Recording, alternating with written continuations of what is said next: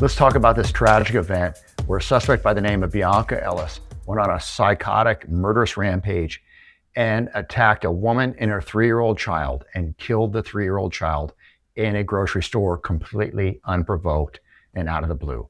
It's going to lead to some basic concepts about the hybrid threat environment and how that's going to require you to live a little bit of a hybrid lifestyle where you can enjoy the finer things in life and be a normal person, but have the ability to defend yourself on the back burner at a moment's notice.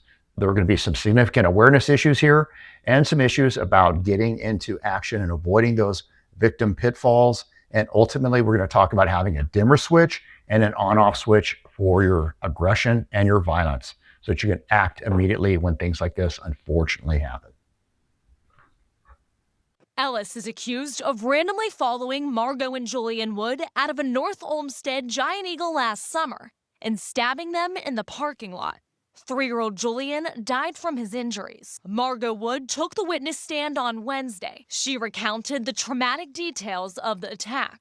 She said she went to open her trunk, turned to her right, and out of nowhere she saw Ellis coming at her and her son with a knife.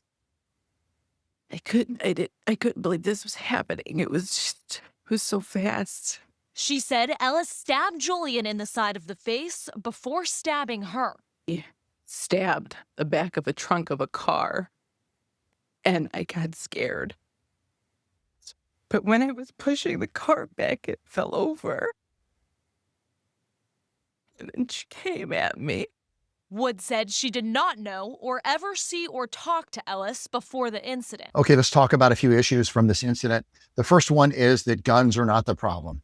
This suspect went to a thrift store, probably paid a couple bucks, and got herself a 12-inch kitchen knife or butcher knife, if you will, selecting one of many. So apparently she made the decision that day that she was going to murder the most innocent person she could find, and she succeeded, all for a couple bucks and a thrift store. So here she is in the thrift store, in the kitchen section, selecting her murder implement. Now understand that these tools are readily available to people in the hybrid threat environment that may be a threat to you. So you need to have the tools or the capability to use deadly force or at least do serious bodily injury at hand at all times. She walks into the grocery store with a knife in her hand.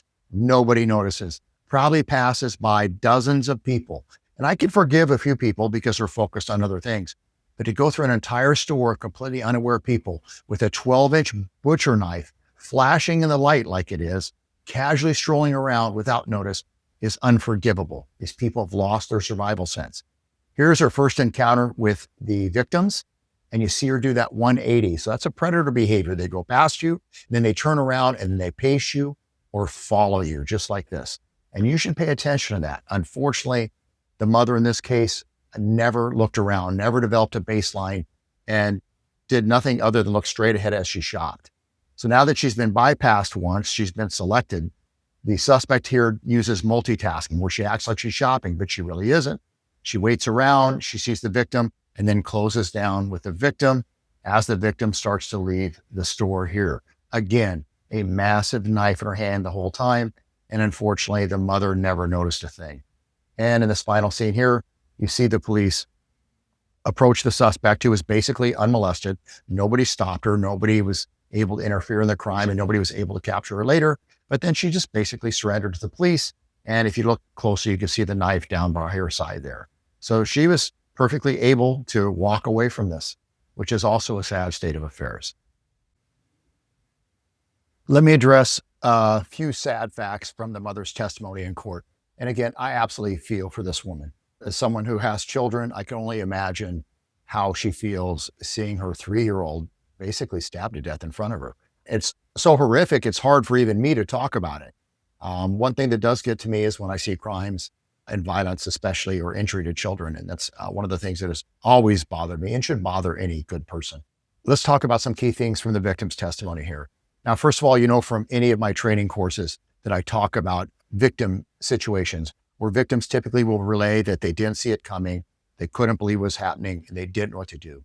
They're also very internally focused on their fear, and they're unable to act. They're almost frozen in compliance or just frozen in a state of inaction because since they've never thought about this happening to them, they have no organized response. They can't get into that OODA loop, that observe, orient, decide, and act cycle and they never quite get to act because their body and their brain and their emotions are unable to orient to what is truly happening to them.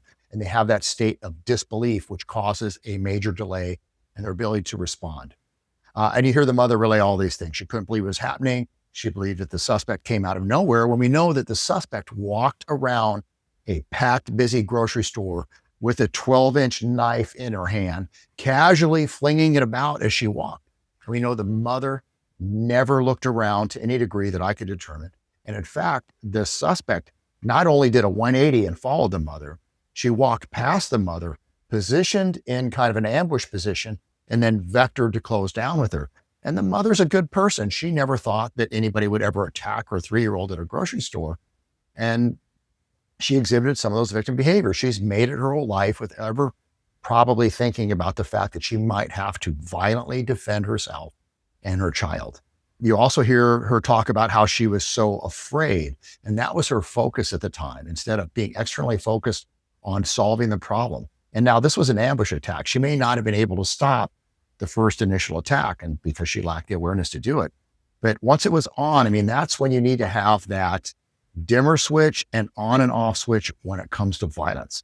And what that means is that your level of aggression or violence needs to delicately match the situation at times. Dial it up or dial it down based on what you're experiencing, so you stay out of trouble with the law, but still can defend yourself adequately or defend others.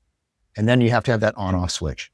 Now, these people in a hybrid threat environment that are criminal, that are evil or psychotic or a combination of all three, are able to get the tools to do serious bodily injury to you or kill you in an instant if you're unprepared. So you have to have that on-off switch into 100% effort to defend yourself and your loved ones with a maximum level of force. Now, if you're lucky, you can do that with your hands. If you're smart, you can do that with improvised weapons in the area pretty rapidly, or you'll carry some type of ready-made weapon on you. I don't care who you are. You cannot send people out into the world, especially your loved ones, and I'll be honest, especially females, without some type of weapon on them or the ability to get to an improvised weapon or some degree of training where they are capable of doing serious bodily injury in an instant. Now, it could be pepper spray, right? Not necessarily a deadly weapon, but extremely useful, and people typically aren't squeamish about carrying it.